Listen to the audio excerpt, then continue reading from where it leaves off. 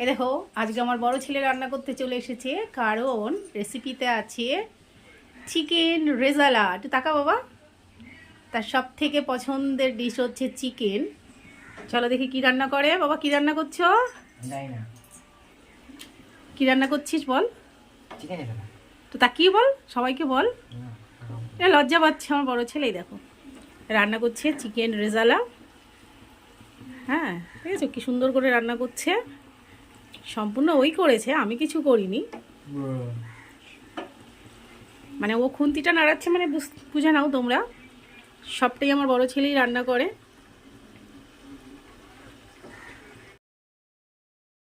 নমস্কার, আমি পম্পা স্মৃতি দিকে চলে এসেছি আজ চিকেন রেজালা নিয়ে।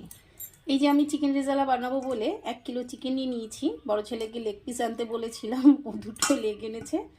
আর এই বডির চিকেনটা একটু মিশিয়ে দিয়েছে, কারণ ও চিকেনের এই চিকেন রেজালাটা খেতে খুব পছন্দ করে। আজকে স্কুল নেই, বাড়িতে আছে, তাই বললো মা আজকে একটু চিকেন রেজালা বানাও। তাই আমি চিকেন রেজালা বানাবো। 1 কিলো চিকেন নিয়ে নিলাম। এবার আমি এটাকে ভালো করে ম্যারিনেশন করে রাখবো 8 ঘন্টার জন্য। প্রথমে আমি 150 গ্রামের ভেতরে দই দিয়ে দিলাম, ফেটানো দই। ভালো করে দইটাকে ফেটিয়ে নেবেন।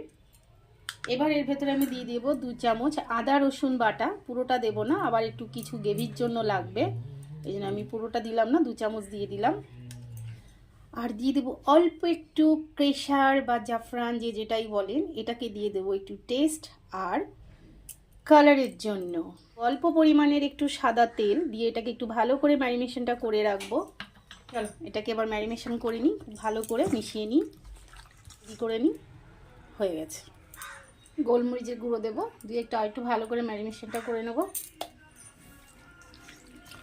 ভালো করে ম্যারিনেশনটা করে নিই। গোলমরিচের গুঁড়োটা দিলে ভেতরে ঝালটা ঢুকে যাবে ভালো করে। এই যে আমার ম্যারিনেশনটা কমপ্লিট হয়ে গেল। এবার এটাকে আমি 30 মিনিটের জন্য ঢেকে রেখে দিই। হয়ে গেছে, 30 মিনিটের জন্য ঢাকা থাক। আমি এখানে 25 গ্রাম কাজু নিয়েছি আর 4 চামচের 2 চামচ নিয়েছি পোস্ত। এবার একটু এটাকে জল দিয়ে ভিজিয়ে রাখবো। এই যে আমি পেঁয়াজগুলোকে বেশ বড় বড় করে কেটে নিয়েছি। পেঁয়াজটা তো লাল লাল, একটু গরম জল দিলে এর কষটা বা কালারটা অনেকটা বেরিয়ে যাবে, তাহলে পেস্ট করলে পেঁয়াজটা সাদা হয়ে যাবে। যেহেতু আমার পেঁয়াজটার কালারটা একটু সাদা লাগবে, তার জন্য আমি এর মধ্যে একটু গরম জল দিয়ে দিই। ভেতরে এবার গরম জল দিয়ে দিচ্ছি।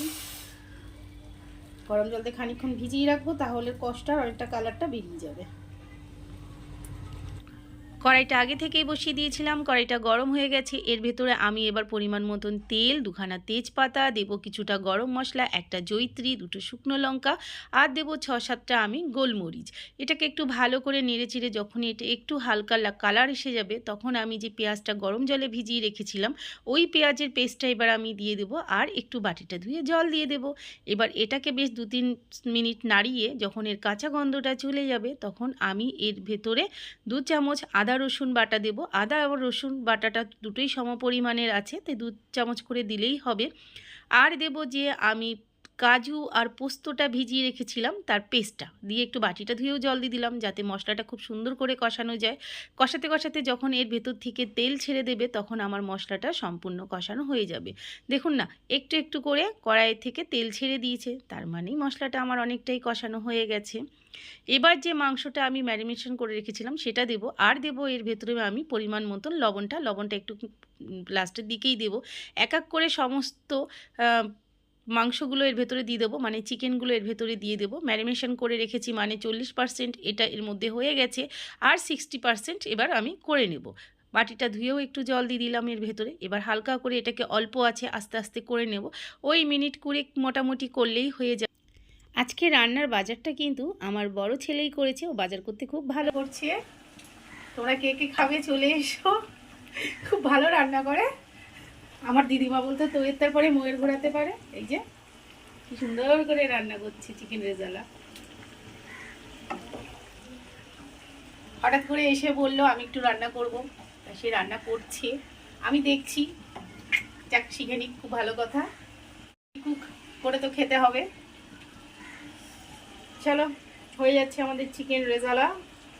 এই যে চিকেন রেসিপি হচ্ছে, এখন জলটা মানে একটু ফুটে এসছে, এবার এটাকে আমি একটু ঢেকে দেবো। যদি আমার চিকেন রেজালার রেসিপিটা ভালো লেগে থাকে তাহলে ফেসবুক থেকে দেখলে আমার পেজটিকে ফলো করে দেবেন এবং লাইক শেয়ার কমেন্ট করবেন কেমন হয়েছে অবশ্যই জানাবেন। সুন্দর হয়েছে, আস্তে আস্তে তেলটাও বেরিয়ে আসবে। বাহ, অনেকটাই হয়ে গেছে, সাইড দিয়ে তেলও ছেড়ে দিয়েছে। একটু নাড়িয়ে দিই। এবার এর ভেতরে আমি একটা রোস্টেড মশলা দেবো, যেটা আমি আগের থেকেই করে রাখি মশলাটা। এই মশলাটার ভেতরে আছে মৌরি, গরম মশলা, একটু সাদা জিরে আর ধনে।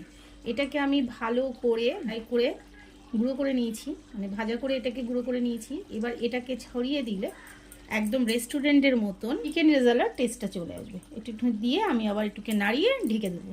এটা আমি ঘরেতে করেই রাখি, কারণ মাঝে মাঝে আমার ছেলেদের জন্য এগুলো করতে হয়। ওরা দুই ভাই খুব ভালোবাসে, আর সঙ্গে আমার পুচুটাও আছে, তিনজনেরই খুব প্রিয় এইসব।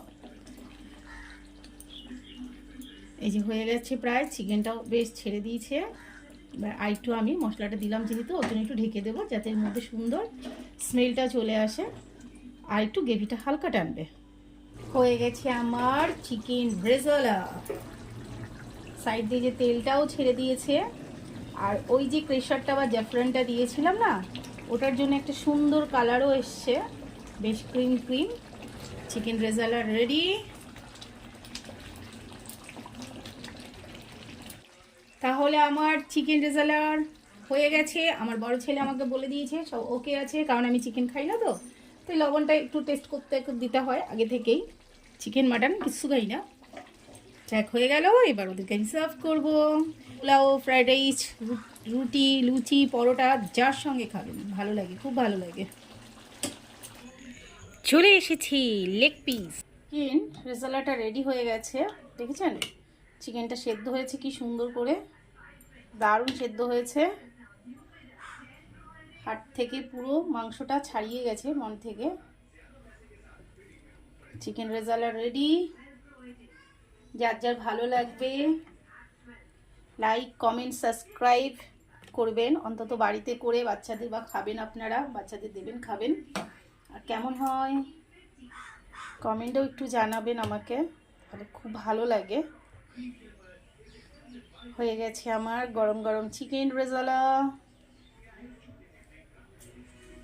গরম গরম চিকেন রেজালা রেডি।